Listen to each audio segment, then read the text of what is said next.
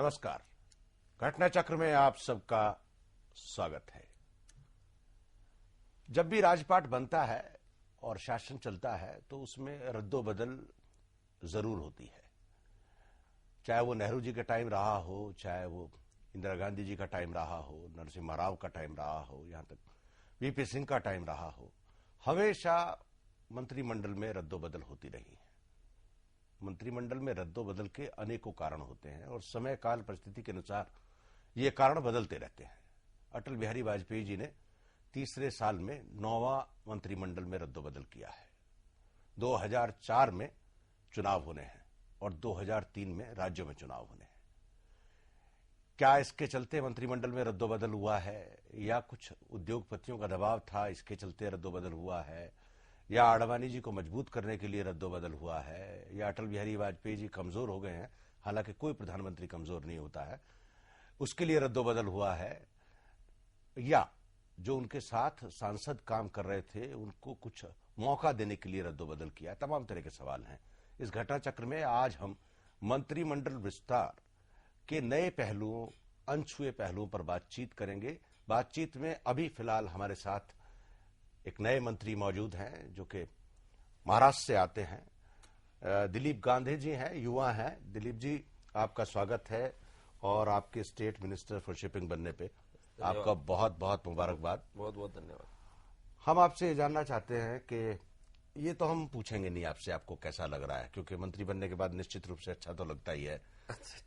लेकिन मैं आपसे जो सवाल करना चाह रहा हूं कि कैबिनेट रिशफल को अगर टोटलिटी में एक पॉलिटिशियन की नजर से आप देखें तो उस पर आपकी क्या प्रतिक्रिया है? एक ऐसा है कि इसमें पंतप्रधान अटल बिहारी वाजपेयी जी, उप पंतप्रधान लाल कृष्ण आडवाणी जी और हमारे केंद्रीय अध्यक्ष वेंकैया जी नायडू, इन्होंने सरकार और सरकार के साथ पार्टी, ये दोनों चलाते समय उसका समन्वय हो और पार्टी की भी छवि उभरे, पार्टी का भी काम जन जन तक पहुंचे और सरकार का भी काम जन जन तक पहुंचाना है। तो ये दोनों को जोड़कर काम करने के लिए कुछ बदलाव किए हैं। कुछ लोगों की आवश्यकता पार्टी में, कुछ हमारे जैसे जवान सांसद पहली बार हम चुन के आए, पहली बार मंत्री बने, तो हमारे लोगों को मंत्री बनाकर ज्यादा से ज्यादा सरकार को पहुंचाने के लिए आम जनता तक जाकर दौरे करे और सरकार की जो नीति है वो समझाकर बोले और उससे हर सामान्य आदमी को ऊंचा उठाए। इस दृष्टिकोण से कुछ बदलाव किए। जी, मैं दूसरी बात पे आता हूं। आपको, आप व्यक्तिगत तौर पे क्या, जब आप पहली बार जब संसद में आए थे तो क्या आपने सोचा था कि आप भारत सरकार में 100 करोड़ लोगों के बीच के में आप मंत्री हो जाएंगे? क्या आपने इसकी कल्पना की थी? नहीं, मैं तो मैं जिस क्षेत्र से सांसद चुन के आया तभी वहीं के लोगों को भी आश्चर्य होता था कि मैं सांसद बनूंगा या नहीं बनूंगा। लेकिन मेरी इच्छा शक्ति और पार्टी का पूरा सपोर्ट, उसके कारण और कार्यकर्ता का संगठन का सपोर्ट मिला, उसके कारण मैं उस शुगर बेल्ट के अंदर से मैं चुन के आया। 50 साल पहले भारतीय जनता पार्टी पहली बार जीती है, तो तभी जिस हमारे काम के आधार के ऊपर हमारा विश्वास था करके हम बोले हमारे को आप टिकट दीजिए, हम जीत के बताएंगे। तो हम वहां भी जीत कर आए और अभी गए 3 साल के अंदर मैंने अटल जी के नेतृत्व में आदरणीय लाल कृष्ण आडवाणी जी, प्रमोद जी महाजन, वेंकैया जी, ग्रामीण विकास मंत्री थे सुंदरलाल जी पटवा, अलग अलग मंत्री, शांता कुमार जी से कौन कौन से मंत्री का नाम लूंगे जिन्होंने मेरे को बहुत सपोर्ट किया, राम नाईक जी हमारे, ऐसे सभी मंत्रियों से मेरा संपर्क बढ़ा।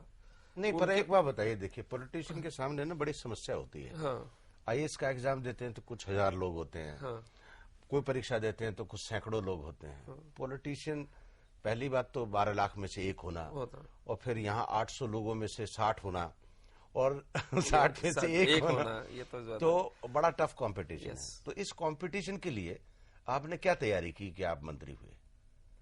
नहीं, इसका कारण यह है कि एक तो ऐसा था कि हम महाराष्ट्र में से आया हूं और फिर सुंदरलाल जी पटवा है, धनंजय कुमार जी थे जी, ये भी 2 मंत्री थे और इन दोनों के माध्यम से, और इनको लगा कि हर समाज को वहां पर मौका मिलना चाहिए, तो वो भी मौका एक ये था कारण। और दूसरा सबसे बड़ा कारण ऐसा कि हमने जो काम किया है, हमारे काम का जो रिपोर्टिंग हुआ है, उसका आधार पे पार्टी ने हमारे को ये दिया है पूरा जी मौका। मैं आपसे बात करता हूं। मैं अभी आज आपसे शिपिंग की कोई बात नहीं करूंगा, क्योंकि आपने शिपिंग का भी चार्ज लिया है और उसमें आप ये कहें कि मैं देखूंगा और पढ़ूंगा, वो भी अच्छा नहीं लगता है। मैं आपसे दूसरी बात करता हूं, आपके क्षेत्र की बात करता हूं, चीनी बेल्ट की बात करता हूं। और चीनी किसानों की जो गन्ना किसानों की जो हालत है वो अभी ठीक नहीं है, और चीनी में जो शुगर में जो सुधार होना चाहिए था वो पूरा हुआ नहीं। मुझे आप ये बताएं कि जो आपके क्षेत्र में जो शुगर बेल्ट की हालत है वो पश्चिमी उत्तर प्रदेश से कितनी अलग है? हाँ, एक ऐसा है कि उत्तर प्रदेश की और महाराष्ट्र की शुगर में के बहुत फर्क है।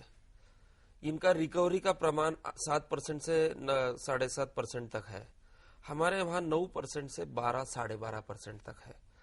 गन्ना जिस प्रकार का है, जिसका वो है, उसके ऊपर और कितने समय के अंदर उसका क्रशिंग होता है उसके ऊपर डिपेंड करता है। और हमारे वहाँ कुछ तो ऐसा है कि 5 किलोमीटर एरिया के अंदर ही उनका पूरा गन्ना है। कुछ ऐसी फैक्ट्रीज है कि उनको थोड़ा दूर से गन्ना लाना पड़ता है। तो गन्ना कैचमेंट एरिया तो उनका कैचमेंट एरिया किसका बहुत कम है, तो वहाँ ऑटोमेटिकली रिकवरी का प्रमाण बढ़ा है, क्यों तो गन्ना तुरंत टूटता है और तुरंत आता है, तो ज्यादा समय वो रहना नहीं पड़ता। 24 घंटे से अगर ज्यादा रहता है तो ऑटोमेटिकली रिकवरी का प्रमाण भी थोड़ा कम होता है। पर और दूसरा ऐसा कि हमारे यहाँ वो पहले से थी, इसलिए बहुत अच्छे तरीके से डेवलप हुई है, उसके कारण एक ये है। दूसरा ये है कि हमारे यहाँ अभी एक यानी उसके अलग अलग जो प्रकार है बोने के, वो बोने के प्रकार अलग अलग होने से हर एकड़ में टनेज बढ़ाने का प्रमाण के दृष्टिकोण से भी बहुत अच्छा। मैं जो इस बात से पूछ रहा था, ये तो आपने प्रोडक्टिविटी के हिसाब से वो और उसके साथ जोड़ के प्रोडक्टिविटी बहुत है, और उसका जो यील्ड एरिया है, मतलब जो 7% से 12% के बीच में आता है, वो भी है। लेकिन मैं आपसे ये पूछ रहा हूँ कि महाराष्ट्र में जो चीनी में कोऑपरेटिव मूवमेंट का जो मूवमेंट है पूरा का पूरा, और पश्चिमी उत्तर प्रदेश में वो नहीं है, वो सरकार के झंडे तले चलता है। कोऑपरेटिव मूवमेंट के कारण वहाँ पॉलिटिकल इन्फ्लुएंस बहुत है, बराबर, बिल्कुल सही है, और उसका मिसयूज भी हुआ है। यस। तो उसके इरेडिकेशन में लोग वहाँ महाराष्ट्र में कैसे सक्रिय हैं? नहीं, अभी हर लोगों का ये सोच है कि प्राइवेट शुगर फैक्ट्री को परमिशन देने से हर एक को लगता है कि अगर कंपटीशन हो तो ऑटोमेटिकली सुधारने को मौका मिलेगा। आज क्या हुआ कि कोऑपरेटिव के माध्यम से कोई एक दो लोगों से पूरी कोऑपरेटिव सिस्टम बेकार नहीं है या बदनाम नहीं है, कुछ एक आधे कारण हो भी सकता है, लेकिन बाकी 99% अच्छी है। जी, छत्रपाल सिंह जी आपके दोस्त हमारे साथ लाइन पे हैं, रसायन और उर्वरक राज्य मंत्री। छत्रपाल जी, आपका स्वागत है। धन्यवाद। बहुत बहुत छत्रपाल जी, मैं आपसे पूछ रहा था, पश्चिमी उत्तर प्रदेश के प्रतिनिधि के रूप में आपको लाया गया है जी, और इतनों दिनों से भारतीय जनता पार्टी को याद नहीं आई पश्चिमी उत्तर प्रदेश की। कोई बात नहीं, अब उपयुक्त समय आता है, हर आदमी का यूज करती है भारतीय जनता पार्टी। जी नहीं, मगर आपको लगता है कि पश्चिमी उत्तर प्रदेश में जो अजीत सिंह जी का वर्चस्व है जी, उसके चलते अभी तक भारतीय जनता पार्टी के नेताओं को तरजीह नहीं मिली थी? नहीं, देखिए, वो अजीत सिंह जी का वर्चस्व है, वो पश्चिमी उत्तर प्रदेश में ये तो नहीं कहा जा सकता। उनको तो सही मायनों में हमारे कॉम्बिनेशन के बाद ही 15, 16, 14, 15 सीट मिली हैं, और पिछली बार तो उनकी स्थिति बहुत और भी ज्यादा खराब थी। तो ऐसा नहीं है कि उनका वर्चस्व है। मैं अपने क्षेत्र में ही, मेरे यहाँ लगभग 1.5 लाख जाट वोट है, उसमें मैं कम से कम अच्छा वोट मैं सिक्योर करता हूँ। तो ये कहा जा सकता, कोई कहे कि जाट अजीत सिंह के साथ है, ये नहीं कहा जा सकता जी, ये सही नहीं है। नहीं, ये तो कहना भी चाहिए, क्योंकि अगर ये कहेंगे कि पूरा उनके साथ है, तब आपको वोट कौन देगा? हाँ, वही तो बात है। नहीं, मैं तो उन्हीं के, हमारा ऐसे क्षेत्र में जीतता हूँ जहाँ जाट वोट बहुत है। जी जी, हाँ। नहीं, मगर मैं दूसरी बात पूछ रहा था कि पश्चिमी उत्तर प्रदेश को हरित प्रदेश बनाने की जो बात हो रही है जी, और उस मूवमेंट में भारतीय जनता पार्टी अभी पूरी तरह से खुल के सामने नहीं आई है।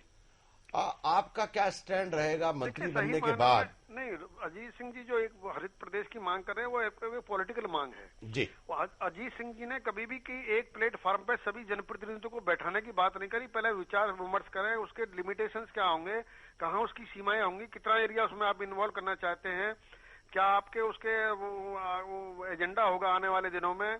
तो ये सब बातें अगर बैठ कर तय हो जाएं तो हर पार्टी अगर आपकी मांग सही होगी तो निश्चित रूप से हम लोग समर्थन करेंगे। चंद्रपाल जी, मुझे बताइए कि आपके मंत्री बनने पे, हम अभी दिलीप गांधी जी से बात कर रहे थे जी। पश्चिमी उत्तर प्रदेश में गन्ना किसानों को कीमतें नहीं मिली है, चीनी मिल मालिकों ने पैसा नहीं दिया है, और अभी बस्ती में तो गोलियां भी चली। और आप क्योंकि खुद गन्ना बेल्ट से हैं जी, ये समस्या निपटाने में आप मंत्री बनने के बाद, क्योंकि एक रुतबा अलग हो जाता है, एक बात कहने का ढंग अलग हो जाता है, तो आप क्या इस और भी ध्यान देंगे?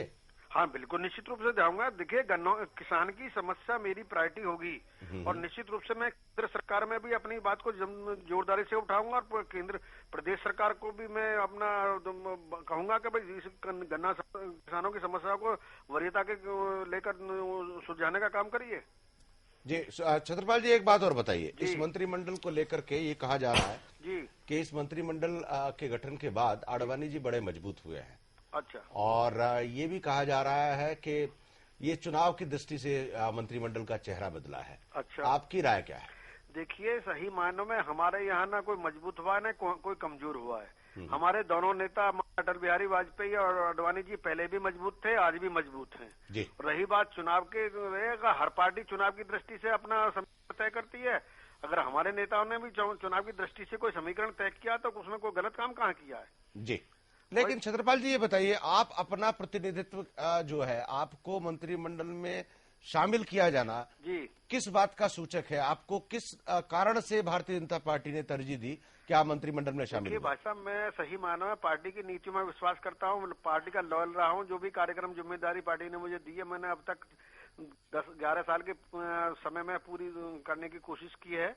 और मेरी वैसे भी वरीयता की दृष्टि से भी मैं, आप तो चौथी बार सांसद रहे हैं। यहाँ चौथी बार सांसद हूँ मैं जी जी जी। तो उस दृष्टि से भी अगर वरीयता के लोगों को लिया जाए तो मैं कहीं ना कहीं तो नंबर आई जाना चाहिए था मेरा।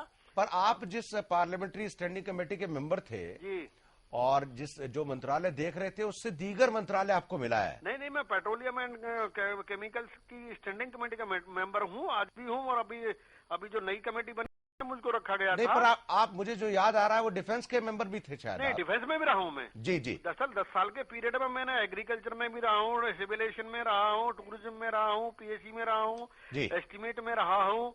और आपको लगता नहीं कि आपके जो क्षेत्र है और जो आपकी पृष्ठभूमि है, उसके हिसाब से कृषि मंत्रालय आपके लिए ज्यादा मुफीद रहता? नहीं, जो अब पार्टी ने आदेश कर दिया उसी को काम को संभालेंगे, उसी में अच्छा करें, यही हमारी कोशिश होगी। धन्यवाद छत्रपाल जी, आपको बहुत बहुत मुबारक, बहुत बहुत शुक्रिया, आपने प्रोग्राम में शिरकत की।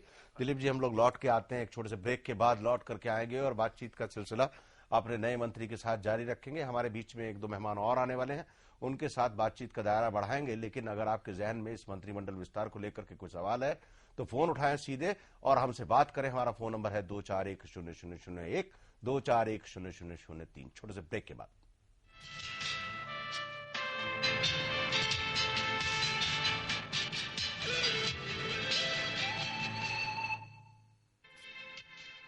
घटना चक्र के सह प्रायोजक MDH मसाले, असली मसाले से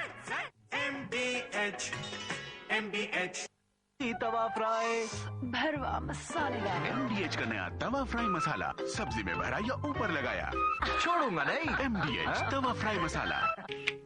Once a rag picker, now she has a book in her hands. Life was a constant struggle. Now she is confident of her future. A small step was a big effort. Now he's ready for the walk of life. Unloved and uncared for? Now they take life easy. Concern India Foundation strives to give them a better future. Only you can help make it possible.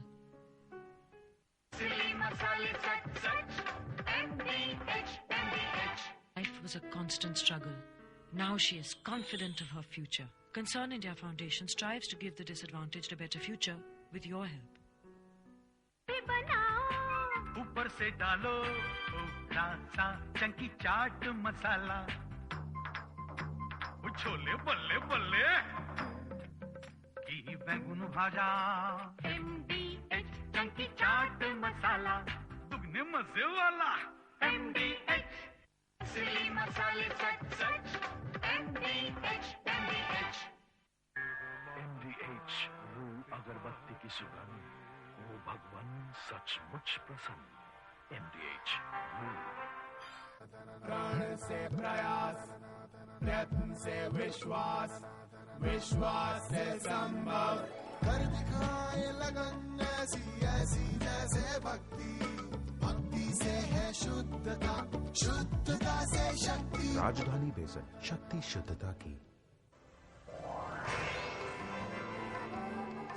Here begins the era of royalty.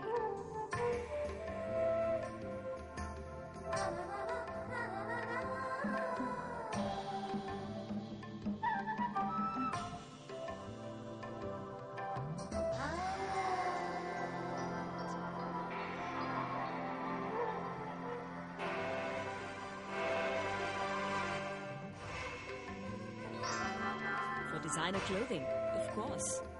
PP Design Estate from the House of PP Jewelers.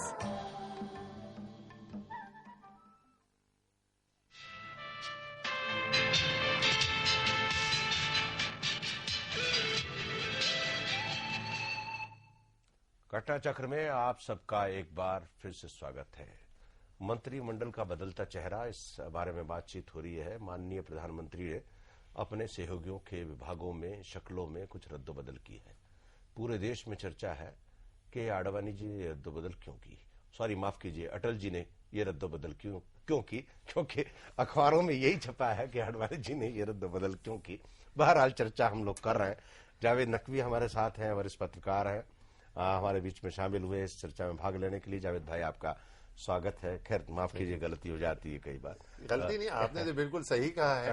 वो जो दुनिया जिस नाम से जान रही है इस कैबिनेट को जी, ये तो अडवाणी जी की कैबिनेट है, तो कुछ तो उसमें कुछ तो होते हैं मोहब्बत भाई, मैं आपसे नहीं, मैं आपसे डिफर करूंगा इस मामले में। दिलीप भाई भी सहमत होंगे।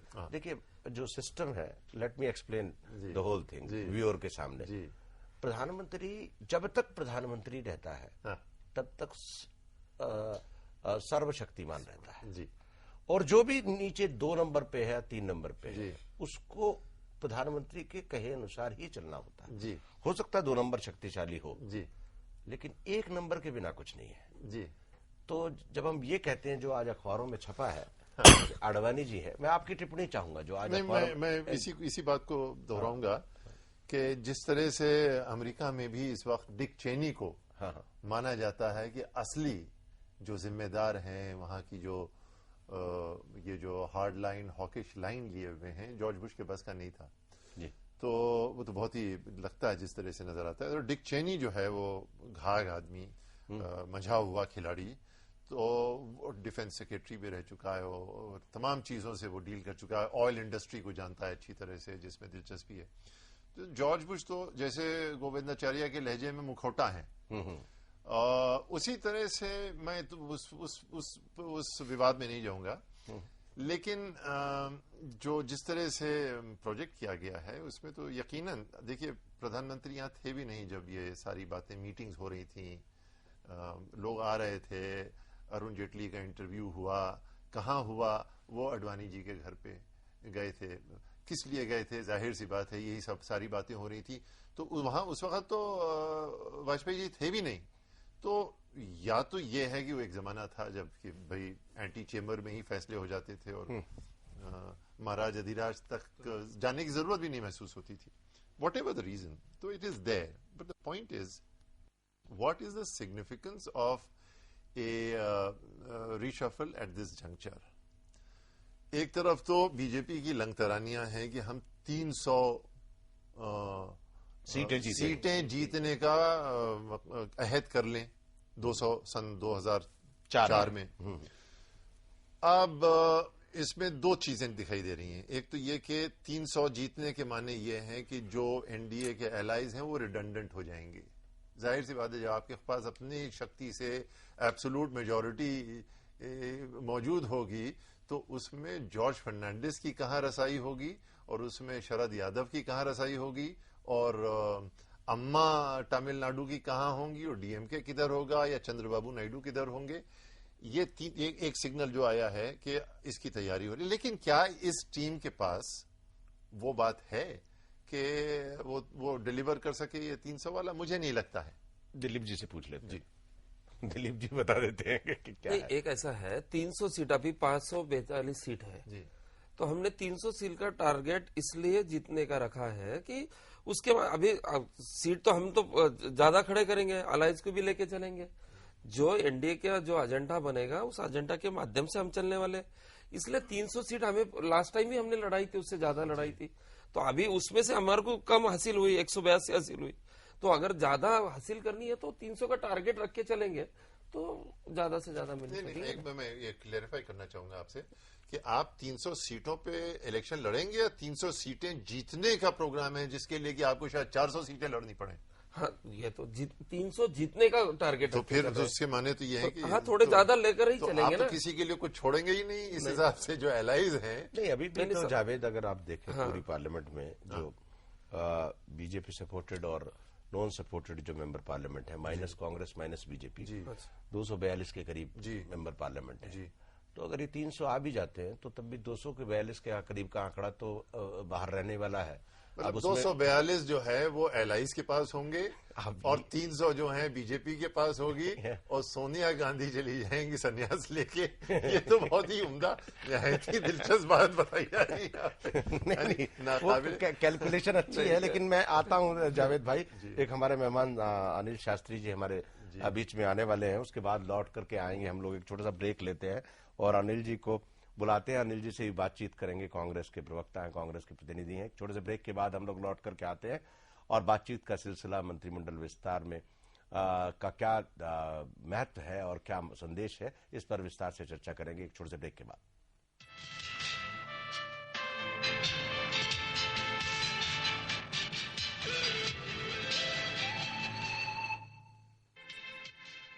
घटना चक्र के सह प्रायोजक एमडीएच मसाले।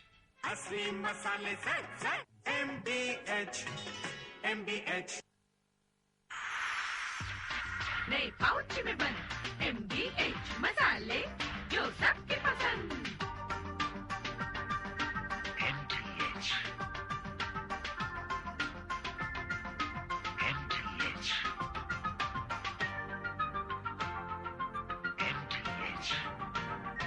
दाम वाजबी, क्वालिटी वही एकदम सही। असली मसाले सच एमडीएच। हल्दी मिर्च धनिया पाउच में। जब विंटर्स में ड्राई स्किन करे परेशान, तब अयूर हर्बल कोल्ड क्रीम एक संपूर्ण समाधान। ये त्वचा की गहराई तक जाके रूखापन दूर करे। यही तो है असली कोल्ड क्रीम की पहचान। स्किन को बनाए baby soft. Ayur herbal cold cream enriched with aloe vera. त्वचा ऐसी कि प्यार हो जाए। Ayur herbal cold cream. Once a rag picker, now she has a book in her hands. Life was a constant struggle. Now she is confident of her future. A small step was a big effort. Now he's ready for the walk of life. Unloved and uncared for? Now they take life easy. Concern India Foundation strives to give them a better future. Only you can help make it possible. सब्जी तवा fry भरवा मसालेदार। एमडीएच का नया तवा fry मसाला, सब्जी में भरा या ऊपर लगाया, छोड़ूंगा नहीं। एमडीएच तवा फ्राई मसाला। मसाले सच एमडीएच। प्रण से प्रयास, प्रयत्न से विश्वास, विश्वास से संभव। कर दिखाए लगन ऐसी जैसे भक्ति, भक्ति से है शुद्धता, शुद्धता से शक्ति। राजधानी बेसन, शक्ति शुद्धता की।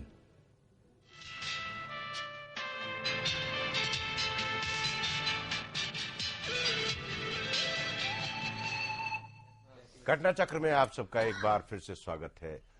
देश के प्रधानमंत्री ने मंत्रिमंडल में रद्दोबदल किया है, उसका क्या अर्थ निकाला जा रहा है। कहा जा रहा है एक खेमा ताकतवर हो गया, कहा जा रहा है एक खेमा कमजोर हो गया, पार्टी मजबूत होगी, पार्टी चुनाव जीतेगी और 2004 में भारतीय जनता पार्टी का परचम फिर लहराया है। बहरहाल मंत्रिमंडल में रद्दबदल तो होते ही रहते हैं, चर्चा भी होती रहती है, लेकिन ये जानने की कोशिश करेंगे कि हम लोग राजमहल में रणनीति क्या हो रही है।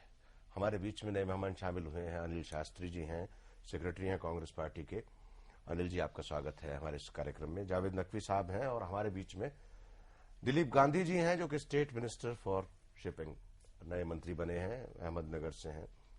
आप सबका एक बार फिर से स्वागत है। शास्त्री जी, मैं आपसे कांग्रेस पार्टी की टिप्पणी चाहता हूं कि इस रद्दोबदल पे आपकी क्या टिप्पणी है?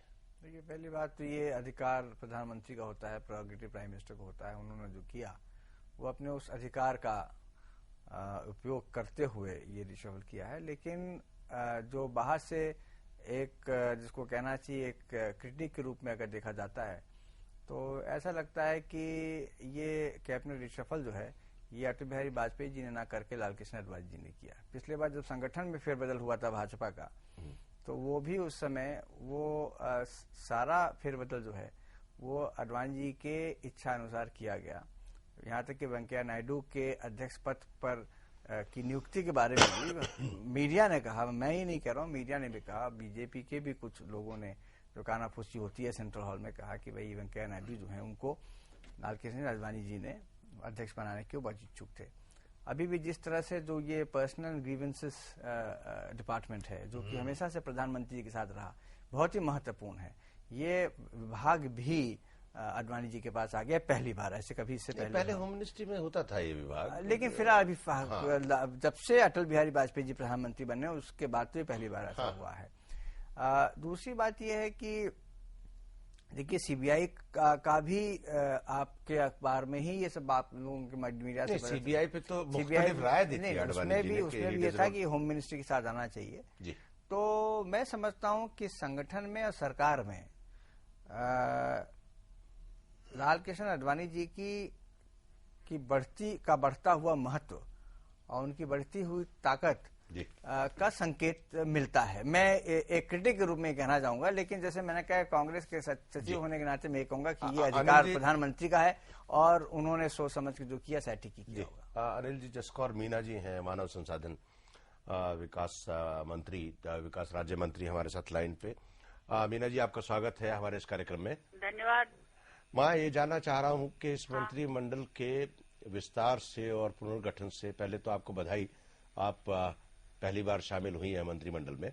धन्यवाद। और मैं ये जानने की कोशिश कर रहा हूं कि इस मंत्रिमंडल विस्तार से आपको क्या उम्मीद जगी है, इस देश में क्या संदेश जा रहा है?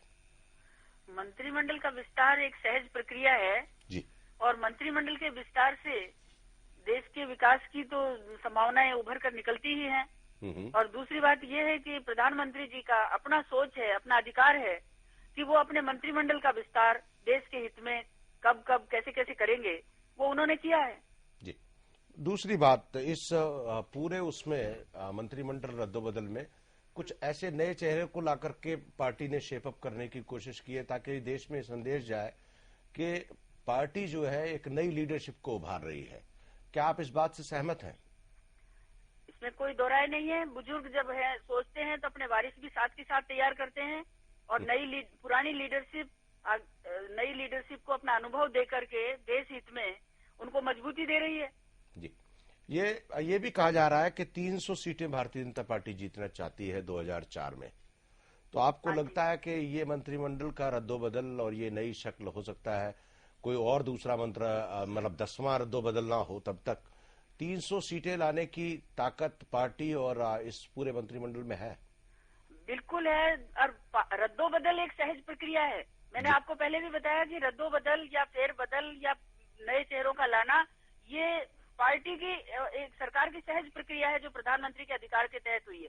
दूसरी बात, आपने जो प्रश्न पूछा है कि 300 सीटें, मैं आपको कहूं कि विकास के नाम पर जो 4 साल में विकास हुआ है, ग्रामीण क्षेत्र का जो विकास हुआ है, ग्रामीण क्षेत्र के लोगों को जो पहचान देकर के आगे लाया गया है, इससे निश्चित हम 300 नहीं 350 सीटें जीतेंगे। ये तो कहना ही चाहिए मीना जी आपको निश्चित रूप से। लेकिन मेरा एक आखिरी सवाल ये है कि ये कहा जा रहा है, सब अखबारों में भी छपा है कि इस मंत्रिमंडल से आडवाणी जी बड़े मजबूत हुए हैं। आपकी क्या राय है? इस मंत्रिमंडल से भारतीय जनता पार्टी मजबूत हुई है। इसके अलावा कुछ नहीं कहना चाहती आप? भारतीय जनता पार्टी मजबूत हुई है। अनिल शास्त्री जी हमारे कांग्रेस के सेक्रेटरी वो आपसे सवाल करना चाहते हैं। अनिल जी। मीना जी, आपने कहा कि अभी ग्रामीण क्षेत्र में बड़ा विकास हुआ है और बहुत हुआ है 50 साल में पहली बार। अच्छा, तो ये भी मैं 50 साल में पहली बार जो है इतने किसान मरे भी हैं, उन्होंने आत्महत्याएं भी की हैं, और ये आत्महत्याएं क्यों हुई है, मैं आपसे सवाल जानना चाहता हूँ। आपके गोदामों में अनाज पड़ा हुआ है, आप उसको वितरण नहीं कर पा रहे हैं, हम तो इसका क्या जवाब है आपके पास? मेरे पास देखिए, ऐसा है कि मंत्रिमंडल के फेरबदल से 300 सीटें नहीं आती है, परफॉर्मेंस से आती है, और पिछले 5-7 सालों में क्या परफॉर्मेंस रही है, इसका लेखा जोखा आप कृपा करके बताएं। इस तरह से भ्रमित ना करें दर्शकों को। सीधा जवाब दे रही हूँ कि ग्रामीण क्षेत्र में आपका जिन राज्यों में आपके, मेरे राजस्थान की बात करूँ, मध्य प्रदेश और राजस्थान की, कि आपका प्रशासनिक तंत्र इतना असफल हो चुका है कि वो वितरण व्यवस्था नहीं कर पा रहा। भारत सरकार दे रही है, उसको वितरण नहीं कर पा रहा है, और जहाँ वितरण हो रहा है वहाँ आपकी उचित मूल्य की दुकानों पे बैठे दलाल उन अनाज को 10 किलो की जगह 4 किलो भी नहीं दे रहे हैं गाँव के लोगों को। और जो गांव के लोग विरोध करते हैं मजदूर, तो उनको उनके अनाज को जो दिया हुआ 4 किलो 5 किलो उसको भी धक्का देके फैलवा देते हैं। ये तक परिस्थितियां बनी हुई है। महोदय, आप गांव में चलिए, दिल्ली में बैठ के आपको। अनिल जी, मीना जी, मुझको एक बात बताइए, आपकी क्या प्रायोरिटी रहेगी, क्या प्राथमिकता रहेगी मंत्री बनने में? मेरी प्राथमिकता है ग्रामीण विकास जी, महिलाओं की उन्नति, अनुसूचित जातियों को जो कांग्रेस ने 50 साल से शोषण कर रखा है उनसे मुक्ति दिलाना। जी, धन्यवाद मीना जी, आपका बहुत बहुत शुक्रिया। आपने हमारे प्रोग्राम में शिरकत की और अपने विचार रखे। मैं दिलीप जी पे आता हूँ। दिलीप जी, ये जो बहस पूरी हुई और जिस पे हम लोगों ने सवाल किए, मैं ये जानना चाह रहा था कि जिस तरह से अखबारों में let's talk step by step, सारी चीजें क्लियर हो जाए। कहा गया कि आडवाणी जी ने मजबूत हुए और आडवाणी जी की बहुत दखलंदाजी रही इस पूरे मंत्रिमंडल के गठन में, और आडवाणी जी का वर्चस्व उभर करके आया है। तो आप क्या कहेंगे इस बात पे? एक ऐसा है कि मेरे को जब तक जितनी जानकारी है, अटल जी भी हमारे केंद्रीय अध्यक्ष रह चुके हैं भारतीय जनता पार्टी की। उनके ही अध्यक्षता में 1980 में भारतीय जनता पार्टी की स्थापना हुई थी मुंबई में। तो वहां से लेकर उसके बाद वो भी अध्यक्ष रहे, लाल कृष्ण आडवाणी जी भी अध्यक्ष रहे। तो इन दोनों ने मिलकर ही भारतीय जनता पार्टी को आज जिस स्थिति में लाया, इन दोनों की बदौलत ही हुई है। तो इन दोनों का अधिकार है कि किस प्रकार काम करे करके। और ये तो मेरा तो यह अनुमान है कि ये मीडिया ये बार बार ये इस प्रकार का ये कर रहे कि आडवाणी जी बड़े हुए, अटल जी बड़े हुए, ये पीछे पड़े, वो पीछे पड़े, ये इस प्रकार का कुछ नहीं। और मेरे लिए दोनों श्रद्धेय है, इसलिए ये दोनों एक है, बिल्कुल एक है। अभी वो मीडिया के माध्यम से, और ऐसा है अभी रास्ते से चलते हुए एक आदमी, आप अगर कोई काम में है, आप नमस्कार करते हैं तो आप ध्यान नहीं रहता आपका, तो उतने से एक छोटे से नमस्कार पे से भी आप उसकी प्रतिक्रिया बदल देते हैं। उस प्रकार हर एक का देखने का इनके तरीका नजरिया अलग अलग हुआ है, उसका ये परिणाम है। आप ऐसा नहीं मानते कि बिल्कुल जावेद? मैं समझता हूं कि जो हम कह रहे हैं कि आडवाणी जी की कैबिनेट दिखाई दे रही है, तो आडवाणी जी को फिर समझने की कोशिश कर लें हम कि आडवाणी जी क्या चीज रिप्रेजेंट करते हैं और वाजपेयी जी का पब्लिक विजिज इमेज क्या है, कम से कम पर्सोना क्या है। तो इसको मैं अगर फॉरेन पॉलिसी के पस मंजर में देखूं तो नजर ये आता है कि वाजपेयी जी ने आगरा समिट करवाई, और दूसरी तरफ नजर ये आता है, जो माना जाता है आम फहम बात जो है, कि आडवाणी जी ने मिलके कुछ लोगों के साथ आगरा समिट को सबवर्ट किया। एक बात मानी जाती है, आप उससे एग्री करें ना करें। एक हॉकिश लाइन जो है, जो कि खुद मुस्कुराते हैं, कहते हैं हाँ मुझे लोग हॉक कहते हैं, तो लेकिन हैं बड़े नरम लहजे के आदमी। तो जो हॉकिश लाइन है कम से कम पाकिस्तान के तई, वो आडवाणी जी उसमें प्रमुख जो बोलते हैं जिस तरह से, और जिसमें कि मैं नहीं समझता हूं कि वाजपेयी जी को भी शामिल किया जा सकता उस तरह से। दूसरी चीज ये देखें आप, बदला क्या है। फाइनेंस मिनिस्टर आपका वहीं का वहीं रहा है, जो कि बजट पेश करेगा। जो आपका डिफेंस मिनिस्टर है, जो कि अब न है कल क्या एटम बम चल जाएंगे तो फिर हम उसको साफ कर देंगे, तो वो हमको साफ कर देंगे। इस तरह की गैर जिम्मेदार बात करके लोगों को वरगलाना, भड़काने वाली बातें, वो भी अपनी जगह पे हैं, रखे हुए हैं। आडवाणी जी ने और भी ज्यादा अपने हाथ में ले लिया है चीजें। पर्सनल को संभालना, जैसे कि शास्त्री जी ने कहा है, वो सरकार का असली की बागडोर है कि किसको कहां तबादला करना, जो कि मायावती करती है तो हम अलर्ट हो जाते हैं कि यार देखो ये मुख्यमंत्री के इतने पावर्स होते हैं कि पूरी काया पलट दी। तो वो पर्सनल का डिपार्टमेंट जो है इस वक्त हाथ में अपने ले लेना, तो ये एक किस्म का सरेंडर दिखाई दे रहा है हमें वाजपेयी जी की तरफ से।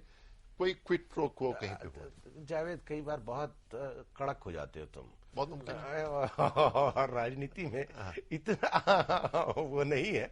अनिल जी, आप तो राजमहल की अंतर निहित विरोधों को जानते हो। जो जावेद ने कहा, आपको लगता है कि इस तरह की चीज है? देखिए, कुछ हद तक तो है ही। देखिए, मैंने कहा, ये एक परसेप्शन, देखिए बहुत कुछ राजनीति में होता है परसेप्शन पर, कि आप जो कुछ करते हैं लेकिन परसेप्शन कुछ और हो सकता है। इस समय फिलहाल जो परसेप्शन एक जनमानस में गया है मीडिया के माध्यम से और इन लोगों के बयानों के माध्यम से, भारतीय जनता पार्टी के नेताओं के माध्यम से, ऐसा लगता है, और जो डिस्ट्रफल हुआ है, कि आडवाणी जी की ताकत संगठन में और सरकार में पिछले एक वर्ष में बढ़ी है। दिलीप जी, आप क्या कहेंगे? नहीं, अभी तो ऐसा है कि जैसा मीना जी ने भी कहा, छत्रपाल जी ने कहा कि पंतप्रधान का जो अधिकार था वो उन्होंने ये किया, और उन्होंने अगर आडवाणी जी को कहा कि भाई ये करो तो वो उन्होंने किया है जी। इसलिए इसमें एक ऐसा है ना, हमने तो कहा ना कि जब हमारे को इन्होंने कहा कि हम 300 सीट का चुनाव लड़ना है हमारे को, अगर उस दृष्टि को और नए चेहरे लाना है, फेर बदलाव तो हर जगह पे करते, हर एक आदमी को अपनी दुकानदारी भी चलानी है तो वो शो करता ही पड़ता है जी। तो अलग अलग दृष्टिकोण से लोगों के सामने हम कैसा प्रेजेंट करें, किस प्रकार का माहौल तैयार करें, उस प्रकार का माहौल बनाने की कोशिश है। जो इन्होंने कहा है शास्त्री जी ने कि आडवाणी जी मजबूत हुए हैं, लगता है, तो किसके मुकाबले में मजबूत हुए हैं? मतलब अपने आप मजबूत हो गए हैं तो बाकी सब और मजबूत हो गए? एक एंट्री केसी पे हम नहीं जा रहे हैं। अच्छा, एक एंट्री केसी है प्रमोद महाजन की जी। प्रमोद महाजन जी संचार मंत्री थे। प्रमोद महाजन जी संकट मोचन थे पीएम हाउस के। प्रमोद महाजन जी एक बड़े उद्योगपति घराने के खास तौर से प्रतिनिधि थे। प्रमोद महाजन जी ने जो अभी स्ट्राइक हुए, घराने की तो बताइए। नहीं, उस घराने का नाम लेने की जरूरत भी नहीं है, सब जानते हैं। अनिल जी, आप भी जानते हैं, हम कह रहे हैं मुझसे, जो घराना कह लीजिए। हाँ, मतलब उसको कह सकते हैं। और इंटरकनेक्टिविटी के मामले पे जो सारा का सारा काम हुआ, उसको लेकर के मुझे लगता है, और जिस तरह से खुद प्रमोद महाजन जी की अपने संचार सचिव से बातचीत तक नहीं थी, उनका हटना, मैं दिलीप जी से पूछूं, दिलीप जी, ये सिर्फ मात्र राजनीतिक संयोग है जो वो हटे हैं, या ये सारे कारण हैं? नहीं, ऐसा तो नहीं है। मैं खुद कल प्रमोद जी से भी मिला हूँ, आज सुबह भी मिला हूँ, और पूरा उनसे चर्चा होकर जो कुछ निर्णय हुआ, और मैं आपको पूरा विश्वास दिलाऊंगा, प्रमोद जी आए थे मेरी कॉन्स्टिट्यूंसी में और उन्होंने ही मेरी पहली सभा ली थी। एक तरफ आडवाणी जी ने ली थी, एक तरफ प्रमोद जी ने ली थी। दोनों ही एक दिन के अंतर में दोनों की सभा मेरे वहां हुई। और प्रमोद जी का आज हमारे पूरे महाराष्ट्र में और देश में जिस प्रकार का संगठन का कौशल्य उनके पास है, मैं पूरे विश्वास के साथ कहूंगा कि इसमें हमारा अधिवेशन हुआ था मुंबई में, तो राष्ट्रीय अधिवेशन हुआ था, उसका जिस प्रकार उन्होंने माहौल बनाया था और जिस प्रकार की व्यवस्था, संगठन का एक नया चेहरा उस दिन वहां दिया था। और आप ये भूलते हैं, जब ये आडवाणी जी हमारे केंद्र के अध्यक्ष थे और उसी मैदान से, रेसकोर्स मैदान से, उन्होंने हमारे आने वाले पंतप्रधान अटल बिहारी वाजपेयी की घोषणा खुद लाल कृष्ण आडवाणी जी ने की थी। तो ये इस प्रकार का है, तो इसमें प्रमोद जी को भी, अगर प्रमोद जी, आडवाणी जी, अटल जी, ये तो सब, अभी मैं इतने बड़ा तो पॉलिटिशियन हूं नहीं जी, तो वो जो है वो विचार विमर्श करके काम किया। दो चीजें होने जा रही हैं जी। एक तो 17 तारीख से पार्लियामेंट का सत्र, उसमें जो एजेंडा होता है टेलीकम्युनिकेशन घोटाला जो हुआ है इस वक्त, एक बार फिर, पहले भी हो चुका है इसी सरकार के वक्त, ये दोबारा, तो उनको फायरिंग लाइन से हटा देने की बात, कि वो हटा दो उसको सामने, तो अरुण शौरी बहुत शौरवीर आदमी है, वो उसे झेलेंगे। लेकिन दूसरी चीज एक और होने वाली है, वो ये है कि एक अभी हाल में बहुत ही अच्छे कॉन्टेक्स्ट में प्रमोद महाजन का नाम नहीं आया था। वो था ये शिवानी हत्याकांड, तो उसमें नाम आया, वो गलत आया, सही आया, पहली फरवरी से लेकिन केस उसका केस जो है वो 1 फरवरी से शुरू होने जा रहा है। अब एक मंत्री बैठा हुआ है और उसके ऊपर अगर उसका नाम अगर आ जाता है फर्ज कीजिए कोर्ट में, तो प्रेस तो है ही, मीडिया है, वो कोर्ट की कार्रवाई को अगर हमने रिपोर्ट भी कर दिया तो मेरे ख्याल से दोनों कंसिडरेशंस होंगे इसमें प्रधानमंत्री के पास कि इनको फायरिंग लाइन से हटा दो, क्योंकि अभी ये पार्लियामेंट बैठने जा रही है और ये बहुत गड़बड़ कर चुके हैं। दूसरी चीज ये कि इनका नाम जो है उस कोर्ट में यकीनन आएगा, जब पहले आया है तो अब क्यों नहीं आएगा।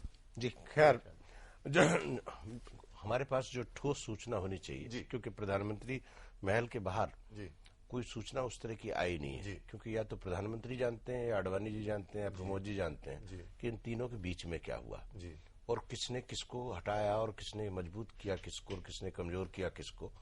ये बात मैं अभी आके बताता हूँ आपको। एक छोटे से ब्रेक के बाद हम लोग लौट करके आएंगे और विस्तार से मंत्रिमंडल विस्तार पर चर्चा करेंगे, एक छोटे से ब्रेक के बाद।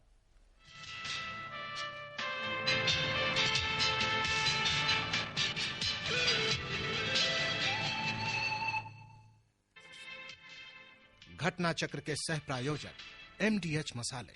असली मसाले से MDH रूह अगरबत्ती की सुगंध, ओ भगवान सचमुच प्रसन्न। MDH रूह। Once a rag picker, now she has a book in her hands. Life was a constant struggle. Now she is confident of her future. A small step was a big effort. Now he's ready for the walk of life. Unloved and uncared for, now they take life easy. Concern India Foundation strives to give them a better future. Only you can help make it possible. असली मसाले सच MDH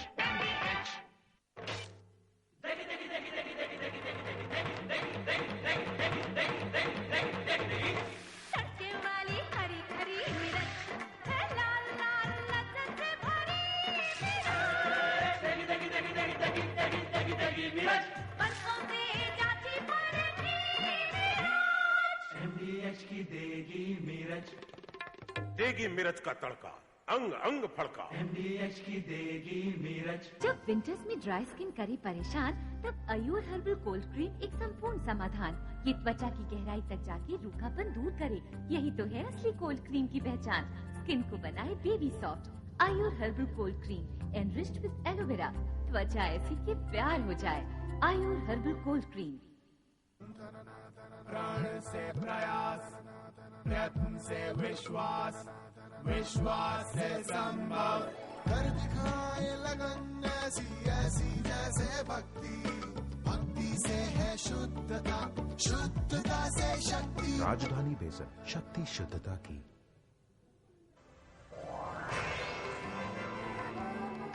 Here begins the era of royalty.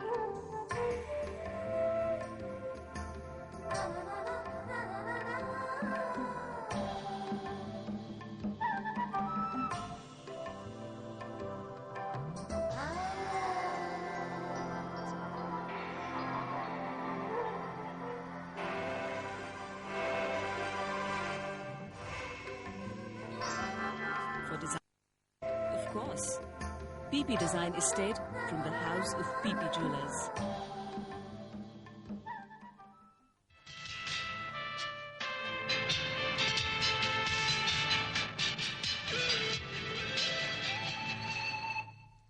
घटना चक्र में आप सबका एक बार फिर से स्वागत है। हम लोग मंत्रिमंडल विस्तार पर चर्चा कर रहे हैं और 9वीं बार ये मंत्रिमंडल में विस्तार हुआ है।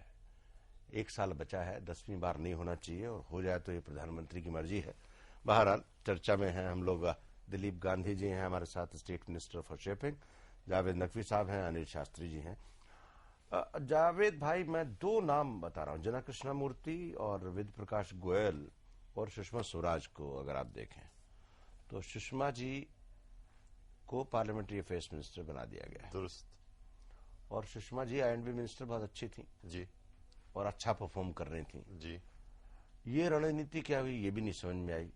दूसरा, वेद प्रकाश गोयल के पास खजाने की कमी नहीं थी, वो ट्रेजरर रहे हैं बीजेपी में एक लंबे समय तक, और जहाजरानी मंत्रालय चला रहे थे जी, वो क्यों हटे ये भी नहीं समझ में आया।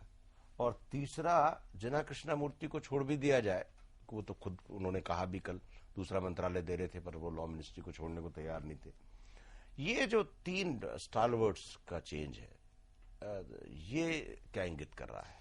ये तो it's between the prime minister, as you rightly said, it's his prerogative, but if you want a real guess, वो ये कि जो कोऑर्डिनेशन का समय है इस वक्त पार्लियामेंट में, खास तौर से ऐसे वक्त पे जबकि प्रेशर्स बेपनाह हैं एनडीए के ऊपर, बीजेपी अपना सेक्टेरियन एजेंडा सामने लाने की कोशिश कर रही है। और सामने लाने की कोशिश क्या कर रही है, कह दिया है कि हम अगले जो स्टेट इलेक्शंस हैं उसमें अकेले जाएंगे, और फिर ये 300 सीटें जो जीत के लाने का वादा और कसम खाई है कल वेंकैया नायडू ने, तो उससे that will set the cat among the pigeons. ये एनडी वाले क्या करेंगे वहां पे, तो बिल्कुल ठन गोपाल उनके पास देखेंगे तो समझ में नहीं आएगा। तो पार्लियामेंट में कोऑर्डिनेट करना एक बहुत ही क्रूशल चीज हो गई है कि एनडीए को साथ रखो कि शेख भी खुश रहे, शैतान भी नाराज ना हो, तो ये मिला के चलना। अब मैं समझता हूं कि सुषमा स्वराज क्योंकि इतनी काबिल महिला हैं और मंत्री भी, तो और उनके हर दल में रिश्ते भी हैं, हर दल में रिश्ते भी हैं जी, तो बहुत मुमकिन है कि ये एक कंसिडरेशन रहा हो कि उनको यहाँ पे ले आए जाना। कृष्णमूर्ति जी के साथ तो बहुत बड़ी ट्रेजेडी हुई कि बिल्कुल जैसे कि एक होल्डिंग ऑपरेशन के ट्रांजिशन के लिए रखा गया उनको, बीजेपी का अध्यक्ष बनाया गया, एक प्रेसिडेंट रिश्वत लेते पकड़ा गया कैमरे पे, दूसरा जो है वो होल्डिंग ऑपरेशन के लिए, फिर उनको बिल्कुल वहां से गायब करने के लिए। तो और फिर उनको तो जन कृष्णमूर्ति को दूसरा मंत्रालय सौंपा जा रहा था, लेकिन उन्होंने खुद मना किया। जी। लेकिन मैं उसके अलावा दिलीप जी से पूछूं, जो इनके तो एक फिल्मी सितारे तो इनके सीनियर ही हैं, शत्रुघ्न सिन्हा जी और विनोद खन्ना जी, दोनों को बदल दिया। मतलब एक बात दिलीप जी, क्योंकि आप तो उस प्रदेश से भी आते हैं जहाँ फिल्म इंडस्ट्री चलती है, आपको लगता नहीं है कि जो ये नौटंकी वाले लोग जो पॉलिटिशियन हो जाते हैं, ये जो मैनेजमेंट प्रबंध, देश को प्रबंध करने का काम जो है, ठीक है फिल्म भी एक बड़े बजट की फिल्म होती है, उसको मैनेज करना आसान है, लेकिन देश को मैनेज करने के काम में कहीं ना कहीं गड़बड़ होती है। नहीं, ऐसा है आदमी को कितना समय मिला और उस समय में उसने किस प्रकार का काम करना है। आखिरी मंत्री है तो दिशा निर्देश ही करता है, कोई मैनेजमेंट ही करता है, तो भी प्रैक्टिकल तो कहीं जाता नहीं है जी। तो कम समय में भी अच्छा काम परफॉर्मेंस दिखा सकते हैं और दिखाया है। मैं तो विनोद खन्ना जी से भी मैं मिला हूँ, उन्होंने भी, हम 2-4 काम उनके पास लेकर गए थे, उसके बारे में अच्छा काम किया। शत्रुघ्न सिन्हा जी के पास भी गया था, यानी जब हम हमारे कॉन्स्टिट्यूंसी के जब काम लेकर गए तो उन्होंने बहुत अच्छा रिस्पांस दिया, बहुत अच्छी तरीके से काम करा उन्होंने करके। अभी ऐसा है उनका विभाग, अभी आपने जो शब्द यूज किया वो मुझे अच्छा नहीं लगा कि नहीं, मैंने तो दर्शकों के मन मुताबिक कहा, क्योंकि फिल्म वालों को जनरली नौटंकी वाला ही कहा जाता है, कहते हैं। पर एक ऐसा है कि हमारे दक्षिण भारत में तो जाओ भला, उधर तो सितारे को तो भगवान बना है जी।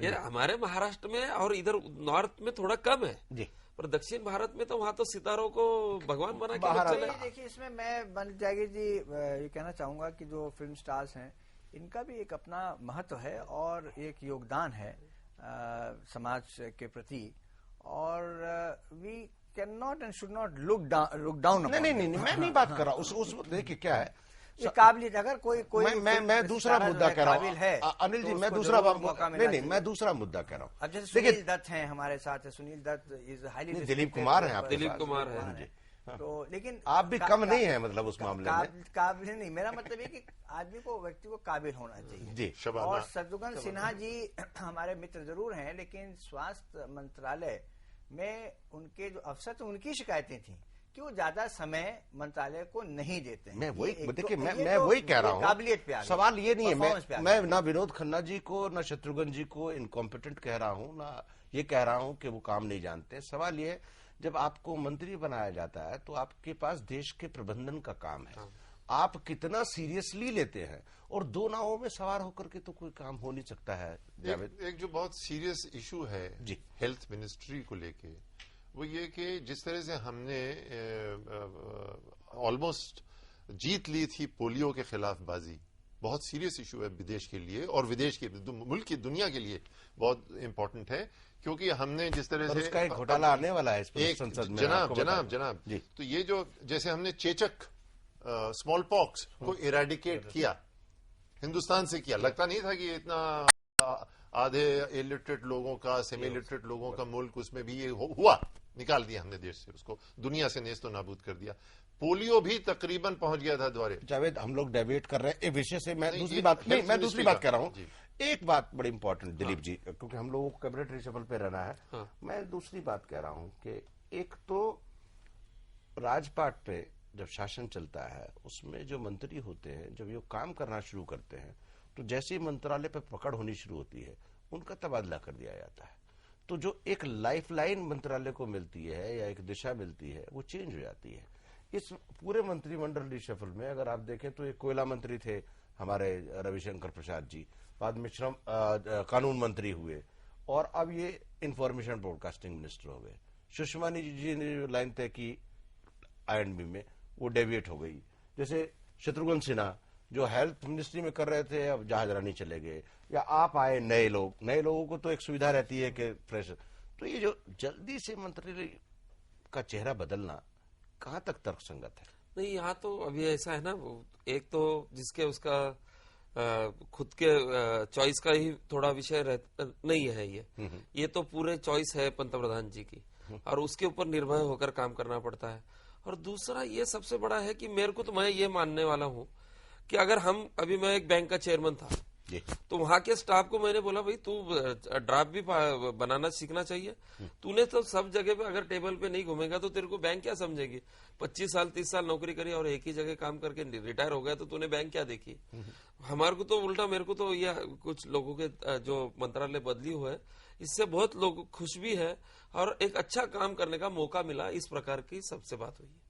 तो आप मानते हैं कि सब आदमियों को, सब दलों का और सब मंत्रालयों का अनुभव रहना चाहिए? हाँ, थोड़ा अनुभव आ जाए। सजा दी गई कि नहीं, ये बताइए। नहीं, सजा तो मिली। सजा मैं कैसा बोल सकता हूँ किसको सजा दी है या नहीं, ये तो मैं नहीं कह सकता। देखिए, ये तो दिलीप जी नहीं, बता ही नहीं सकता, कह ही नहीं सकता। लेकिन सजा तो मिली है जिन लोगों को, आप देखिए वेद प्रकाश गोयल जी को मिला है और जना कृष्णमूर्ति हैं, इन दोनों लोगों को तो मिला ही। लेकिन मैं जो बेसिक सवाल कर रहा हूँ, changing the face and the changing the ministry, Javed, अगर एज पर से आप मैनेजमेंट पॉइंट ऑफ व्यू से देखें, जब आप एक टोन अप करते हैं उसको, और 9वीं बार मंत्रिमंडल में रद्दोबदल है 3 साल में, व्हाट इट सिग्निफाइज? जी, एक चीज, अच्छा आप कर लीजिए। नहीं, आप बोलिए। नहीं, एक चीज मैं कहना आपकी इसी से समझिए कि एक ये भी जो परसेप्शन की साहब बीजेपी ने दिया कि ये फेरबदल जो है, ये इससे 300 सीट आने वाली हैं, तो मैं समझता हूँ ये भी इससे बड़ा भ्रम जो है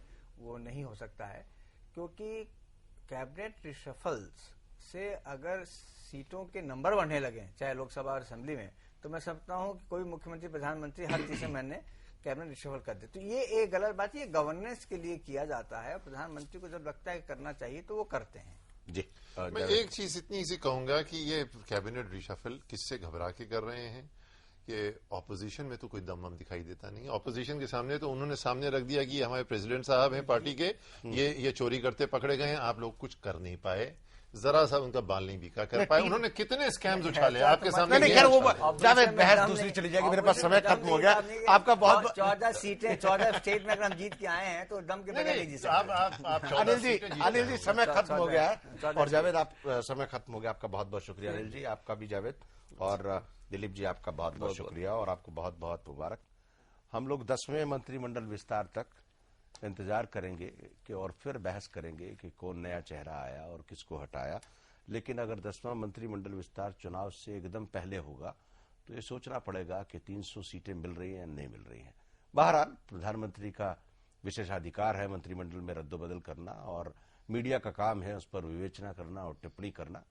हम कल फिर मिलेंगे नए विषय के साथ, नए मेहमानों के साथ। तब तक के लिए धन्यवाद, नमस्कार, खुदा हाफिज।